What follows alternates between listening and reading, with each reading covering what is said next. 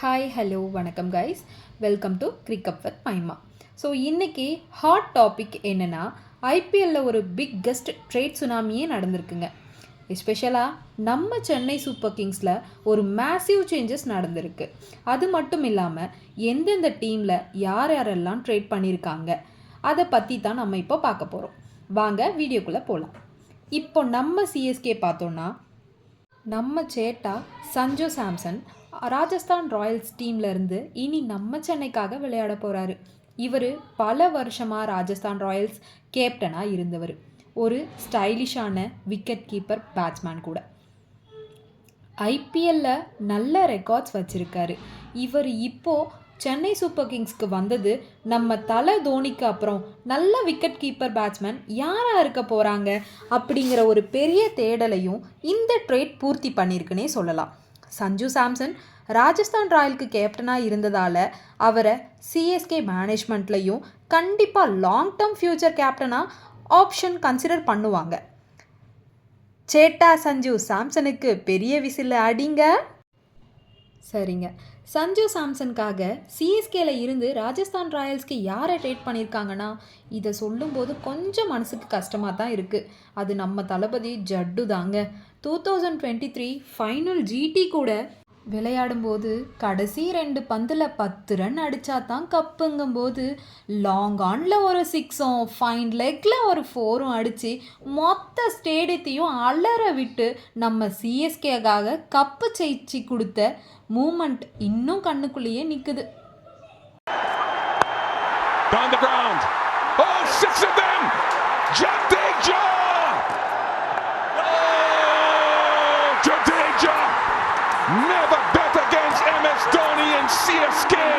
அதுக்குள்ள அவர் நம்ம டீமை விட்டு போறாருங்கும்போது நினச்சா மனசு கொஞ்சம் கஷ்டமாக தாங்க இருக்குது. நம்ம ஜட்டு முதல்ல ஐபிஎல்ல ஆர்ஆருக்கு தாங்க விளையாடினாரு. ஐபிஎல்லோட ஃபர்ஸ்ட் சீசன்லேயே ஆர்ஆருக்கு கப் அடித்தது அப்போது நம்ம லெஜெண்ட்ரி ஸ்பின்னர் ஷேன் வான் இருக்கார்ல, அவர் ராக் ஸ்டார் ஜட்டுன்னு அவருக்கு பேர் வச்சார். திரும்ப அவர் ஆரம்பித்த இடத்துக்கே தாங்க போகிறாரு. இதை மேலேருந்து நம்ம ஷேன் வான் பார்க்கும்போது சந்தோஷப்படுவாருன்னு தான் நினைக்கிறேன். அவர் ராஜஸ்தான் ராயல்ஸ் டீம் கேப்டனாக கன்சிடர் பண்ணுவாங்கன்னு நினைக்கிறோம். அதை நினச்சா கொஞ்சம் ஆறுதலாக இருக்குது. இவர் மட்டும் இல்லைங்க, சஞ்சுக்காக நம்ம சிஎஸ்கேல இருந்து இன்னொரு பிளேயரையும் ட்ரேட் பண்ணியிருக்கோம். இவர் யாருன்னா நம்ம சுட்டி குழந்தை குட்டி சிங்கம் சாம் கரன் தாங்க.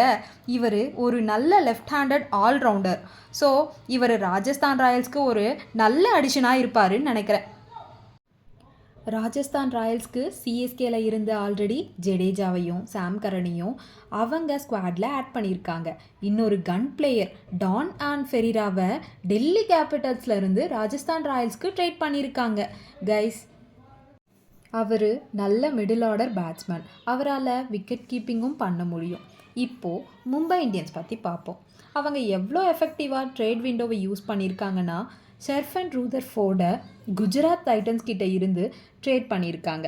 இவர் ஒரு நல்ல பவர் ஹிட்டர்.